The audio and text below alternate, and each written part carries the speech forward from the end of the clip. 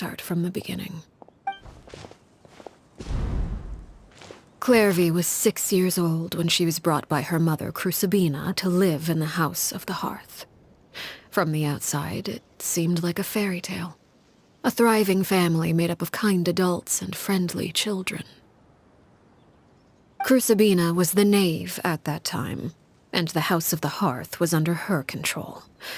She was Clairvy's mother by blood, but Clairvy was happy here, for a time. But she quickly realized that being part of this family wasn't a fairy tale at all. Purgatory? Exactly. The House of the Hearth takes in war orphans from all over Teyvat. But as for how to raise them, that depends entirely on the person in charge. Crucibina came up with a novel idea. She would teach the children to fight, force them to duel each other, and then crown as the king of the house the child who proved themselves most worthy of inheriting her title. It's difficult to estimate the number of children who died or remained in the process. There's little I can say about the ones who died. The ones that emerged with permanent injuries, on the other hand, well, they would be handed over to the doctor to be experimented on, or sent away on dangerous missions. Nothing more than tools to be used and then discarded. Clairvy was a cheerful and passionate person with a tenacious spirit. Peruere, on the other hand, was rather cold-blooded. Her cold-blooded nature allowed her to see through Crucibina's facade. Yet, it was also this cold-bloodedness that prevented her from acting against it. At least at first. While Clairvy longed for freedom, Peruere was convinced that, amid all the fighting and violence, she would make it until the end. Despite their differences, the two became fast friends, united by their knowledge of the truth. Clairvy told Peruere that she hoped to create a real family, where no one would be killed or sacrificed. There may have been a certain naivete to her ideas, but Clairvy proved her determination many times over. She tried countless times to run away, ask for help, or expose the truth. But her efforts only earned her beating after beating. The only thing that kept her going was her strength of will. Even with her body racked with pain, she would still stand on her tiptoes and open the window at night. She and Peruere would look out at the moon together, a fierce longing for freedom shining in her eyes. But one day that light simply vanished. Oh no. What happened? Her hopelessness resulted from a culmination of things. 10 years had passed. 10 years worth of failure after failure. She and Peruere weren't children anymore, but finding any chance to escape still seemed as hopeless as ever. It was during this time that Peruere suggested a new plan. If escaping was out of the question, why not take down the very person sitting on top of this throne of lies? Mother herself. Clairvy rejected that proposal. She claimed that, as a famous harbinger, Crucibina possessed an unimaginable amount of power. Trying to kill her would have an incredibly low chance of success. Clairvy never gave another reason, but Peruere could see it written all over her face. Clairvy still thought of Crucibina as her mother. Killing her own flesh and blood was a line she couldn't bring herself. If she couldn't escape and fight back, then only one option remained. Precisely. Death was the only way that she felt she could be free. It happened during a duel. When she arrived at the dueling ring that day, her partner turned out to be none other than Peruere, the very person that had stood by her side all those years. It was a fierce battle. But ultimately, Clairvy decided to let Peruere end her life. From that moment on, Peruere's journey was one written in flames. When the rain finally came and washed it all away, there she stood, the sole victor in Mother's endless game of slaughter. A trail of corpses strewn across her path to success. You see, a certain power runs through my veins. It's not unlike a curse. My flames leave behind shadows of anything they consume. Of course, the chances of those shadows morphing into a sentient entity are exceedingly slim. Clairvy is a very special case. Clairvy died when she was 16 years old, but what emerged from the flames was her 6-year-old self. Her appearance wasn't the only thing affected. Most of her memories were lost to the blaze as well. Memory is a mysterious thing indeed. Losing a portion of your memories will alter your sense of self. Lose 10 years' worth, however, and it would be like living in the past. Like returning to a version of yourself that never grew up. No wonder Paimon got such a weird feeling when we were talking to her. Perhaps I should put it this way. Clairvy is someone trapped in time. It may seem like she exists with us in the present, but she truly lives in the confines of her own past. So if all of that is true, then you must have known about Clairvy for a long time. Indeed. She's a rather volatile and unstable entity. Sometimes she would look after the children. She's even saved some of their lives. But other times, she would hide from me and become obsessed with revealing the truth about the house to anyone who will listen. Shadows don't have the capacity to learn or grow. Any new information they encounter is your attempts to expose Clairvy to sunlight. They failed, yes. The reason is actually quite simple. In Clairvy's mind, the house is impossible to escape, and it is this very perception that traps her there. But no matter. All I have to do is kill her again, and all will be resolved. I don't anticipate so much as a single speck of ash will be left behind this time. Wait! Paimon can understand why you might want her gone, but isn't there another way? So what if she's trapped in her 6-year-old self? She's still your friend! At least talk to her first! It's too late for that. She broke the rules, and now she must be punished. That goes for Filial and Nantoy as well. She's had quite the effect on them. I hope you understand. The difference between Crucibina and myself lies in our formulation of the rules, not our policy for enforcing them. Upholding the rules without question is a trait we both share, because that is how a household should be run. Is this really what you want to do? Whatever could you mean? Don't you want to say a proper goodbye at least? Whether as a killer or as a father, there are two things that must be avoided at all costs: anger and sorrow. Anger makes you impulsive. Sorrow causes you to waver. Well, it appears it's about time to proceed. Before we arrived, I told some of my well-behaved children to bring our troublemakers here by nightfall. I do believe I've kept my end of the deal. I give your friends quite a bit more time. As for what happens now, we'll just have to wait and see.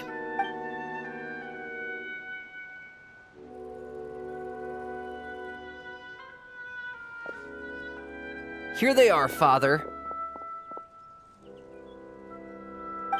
You gonna execute him? Seeing something like that would actually be a first for me. Lenny! I'm sorry. I heard about how you helped buy us more time. But I still failed. I couldn't find a way to fulfill her wish. Huh? Are you... Perry? Indeed, it's been a while, Clairvy. Perry! Shh, stay right there. I'm sorry to postpone our reunion, but first I believe certain scores need settling.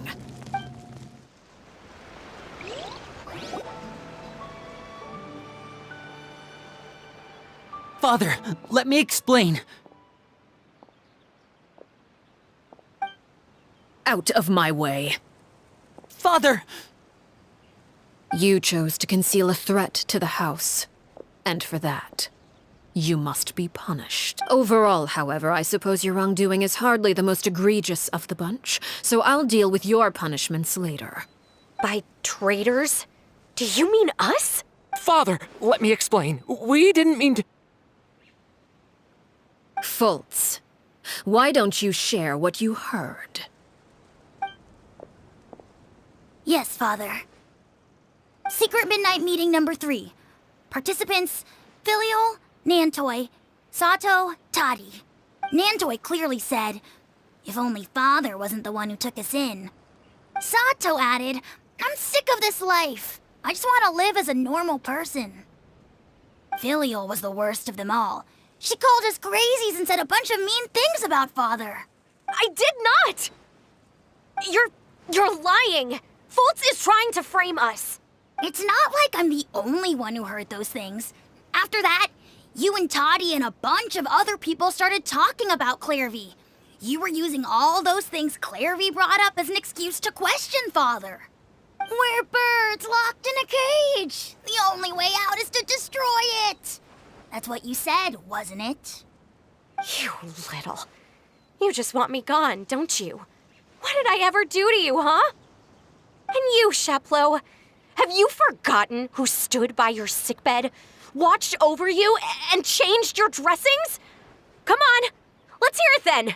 What's your reason for all this? You're wrong, Filial. We don't want you to die. You're our family. Liar. You wouldn't be doing this if that were the case. So why? Why have you backed us into a corner? We all live in the House of the Hearth. You know the type of work we do, Filial. A single betrayal can cost dozens of us our lives. It's not like it's never happened before. That kind of thing is hard to forget. That's why the House of the Hearth cannot tolerate any form of betrayal. Ever since we came to Poisson, you've had 7 secret meetings. A lot of the things you talked about really crossed the line. You've been spying on us for half a month? Wait a second. Now that I think about it, the move to Poisson was just a way to make it easier to spy on us, wasn't it? Because we were all in one place. You've had this planned all along. Filial, Nantoi, I'm sorry. I owe you both my life. I owe Clairvy too. If it weren't for all your help after I got poisoned, I wouldn't be standing here today. If this were any other situation, I would do anything to repay that kindness, even if it cost me my life. But rules are rules. I'm sorry. My hands are tied. Why? That's enough, Filial. We made a mistake, and we should own up to it. We broke the rules, plain and simple. And now we have to face the consequences. I'm sorry, Sheplo. Fultz. I'm sorry, Father. We accept our punishment. Chapleau, according to the rules of the House of the Hearth, how should these traitors be punished? All those who betray the house pay with their lives. And so it shall be.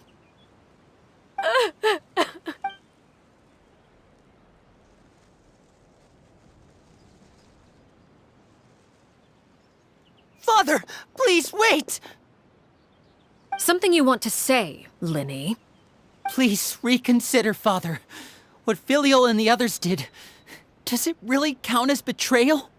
We all come from broken families. From the very first day we joined the House of the Hearth, we wanted nothing more than to make it a real home. But the truth is, none of us know what a real home should look like. I'm not saying I have all the answers. All I know is this.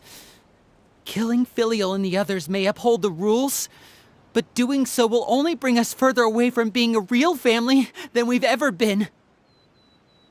So please, Father, please reconsider. I agree with Linny. Father, please. Linny, you... I also agree with Linny. An order once given cannot be rescinded. However, given the extent of your determination, I suppose we shall have to go about this a different way. Our weapons? Father, are you referring to a duel? Precisely. The rules of the house will not be altered. Traitors must be punished. However, resolving disputes with a duel is also one of our rules, one that also applies to me. Demonstrate a sufficient showing of strength. Wait. Beat Father in a duel? Impossible. Father is way too strong. Even...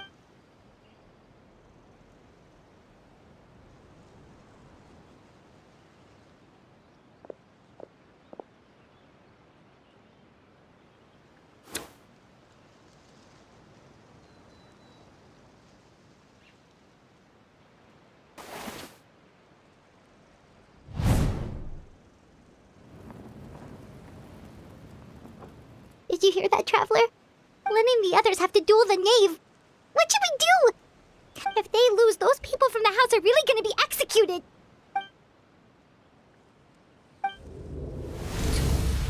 Don't you want to say a proper goodbye at least?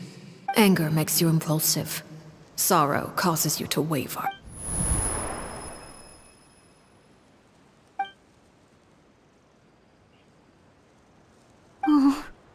Looking at that expression on her face, she seems really serious about this. Guess that means there's no chance she's throwing the duel on purpose, huh? When guests are around, families are often on their best behavior. And any disputes are less likely to escalate. When the time comes, make the choice that you deem most appropriate in the situation, and lend your help to the House of the Hearth. What's wrong, Traveler? Hey, where are you going? Traveler? You're asking to join the duel against the Knave? I'll allow it. We do have a ready-made dueling ring at our disposal, after all. All I would advise is this. Keep a firm grasp on your weapon, and give it your all. Any less.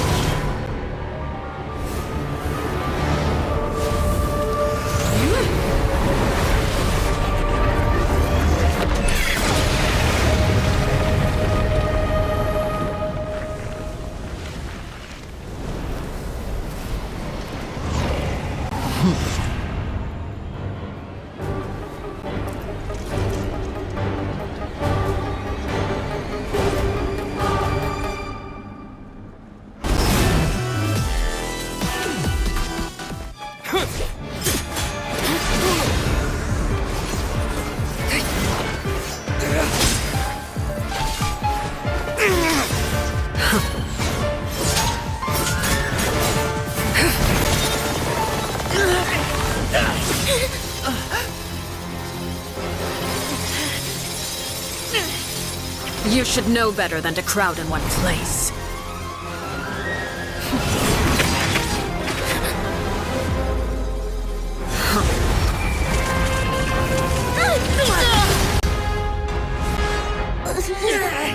Oh, I know. No! I'm sorry, Father!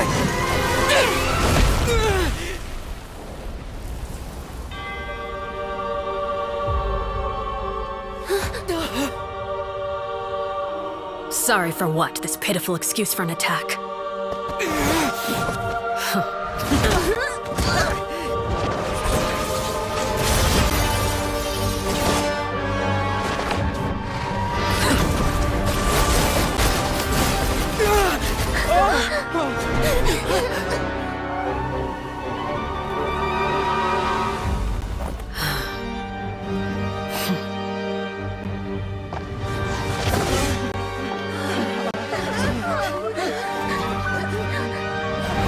Father, no!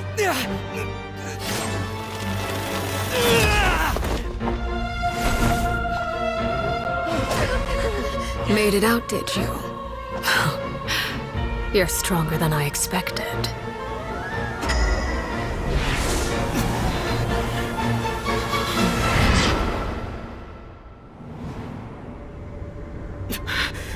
A crimson moon? I can't move.